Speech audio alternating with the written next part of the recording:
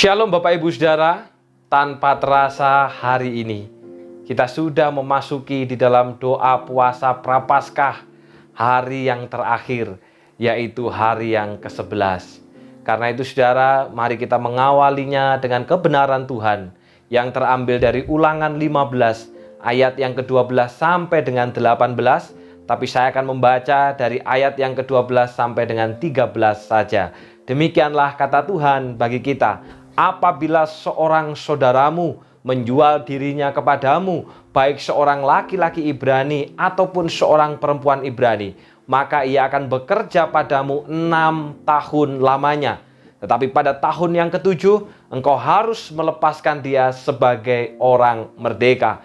Dan apabila engkau melepaskan dia sebagai orang merdeka, maka janganlah engkau melepaskan dia dengan tangan hampa. Saudara, tema renungan kita adalah melepaskan dia sebagai orang merdeka.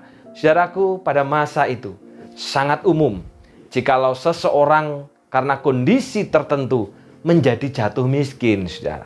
Sehingga ia harus menjual diri sebagai budak kepada orang kaya. Budak tidak memiliki hak apa-apa atas dirinya, termasuk atas nyawanya sendiri. Tuannya lah yang berhak sepenuhnya atas dirinya. Budak juga tidak akan dibayar karena mereka telah dipelihara oleh tuannya melalui makanan, pakaian, dan tempat tinggal secukupnya serta seadanya. Bahkan saudara, seorang tuan bebas melakukan apapun kepada budaknya, termasuk juga menjadikan seseorang sebagai budak seumur hidupnya. Karena hak hidup dari seorang budak ada di tangan tuannya. Saudara, ini umum zaman itu. Ini lumrah pada masa itu, saudara. Namun saudara, apa yang umum, apa yang biasa, apa yang lumrah, belum tentu sama dengan rancangan Allah terhadap umatnya. Karena itu saudara, Allah memberikan aturan yang berbeda dengan dunia pada umumnya terkait bagaimana memperlakukan seorang budak. Dalam ayat yang ke-12 dikatakan, ia harus bekerja untukmu selama 6 tahun. Dalam tahun yang ke-7, ia harus dibebaskan. Saudara, jika dunia pada umumnya dapat menjadikan seseorang sebagai budak seumur hidupnya, namun tidak demikian dengan umat Allah. Karena umat Allah memiliki cara hidup yang berbeda. Umat Allah boleh memiliki budak. Allah tidak pernah melarangnya. Namun saudara, pada tahun yang ke-7, orang tersebut harus dibebaskan tanpa membayar uang tebusan. Saudara, aturan ini hanya ada di dalam umat Tuhan pada masa itu. Di luar umat Tuhan tidak mengenal aturan ini, saudara. Hebat saudara ya. Bahkan saudara, bukan hanya sekedar membebaskan tanpa uang tebusan, tetapi dalam ayat 13 dan 14 dikatakan budak yang dibebaskan itu tak boleh dibiarkan pergi dengan tangan kosong. Berilah kepadanya dengan murah hati dari apa yang diberikan Tuhan Allahmu kepadamu, yaitu kambing domba, gandum, dan anggur. Jadi saudara, ketika pada tahun yang ke-7 membebaskan seorang budak menjadi orang merdeka, maka Tuhan memberikan firman, tidak boleh dibebaskan dengan tangan hampa. Justru harus diberikan bekal yang cukup bagi hidupnya. Diberikan kambing domba, diberikan gandum, diberikan anggur. Mungkin saudara, istilahnya dalam konteks hari ini, ketika seseorang dibebaskan dari pekerjaan, mungkin kalau hari ini pakai istilah bahasa pesangon, dikasih pesangon. Tapi saudara, zaman itu ternyata Allah sudah memberikan aturan, bahkan lebih daripada apa yang terjadi pada masa ini. Namun saudara, hal ini tidak berlaku apabila budak tersebut menolak untuk dibebaskan. Artinya, dengan keputusannya sendiri, dengan kerelaan hati, dia ingin mengabdikan seumur hidupnya kepada sang Tuan. Jadi aturan ini tidak berlaku, karena dia sendiri yang memutuskan untuk tetap menjadi budak. Saudara, pertanyaannya buat kita, apa sih tujuan dari perintah ini? Apa sih maksud Tuhan dari perintah ketika memperlakukan budak ini, saudara? Maka dalam Ulangan 15 ayat yang ke-15 firman Tuhan katakan tujuannya adalah supaya ingatlah bahwa kamu dahulu budak di Mesir, lalu dibebaskan oleh Tuhan. Tujuan Allah memberikan aturan ini, saudara, supaya umat menyadari bahwa dahulu mereka pun juga adalah seorang budak, yang kemudian karena belas kasihan Allah dibebaskan dari tanah perbudakan. Sehingga saudara, karena kesadaran itu, maka mereka dapat memperlakukan orang lain sebagaimana Allah telah memperlakukan mereka dengan belas kasihan.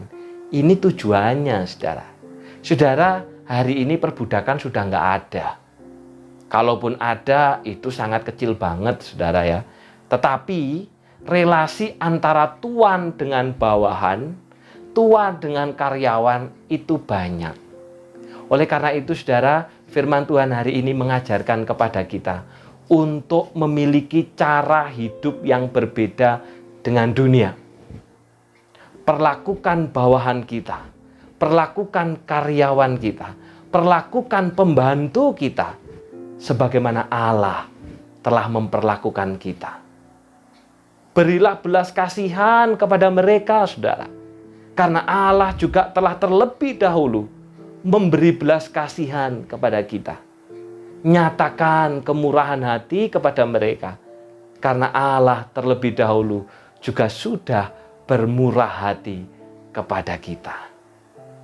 Sebagai umat, kita akan memiliki perilaku yang berbeda. Tuhan memberkati.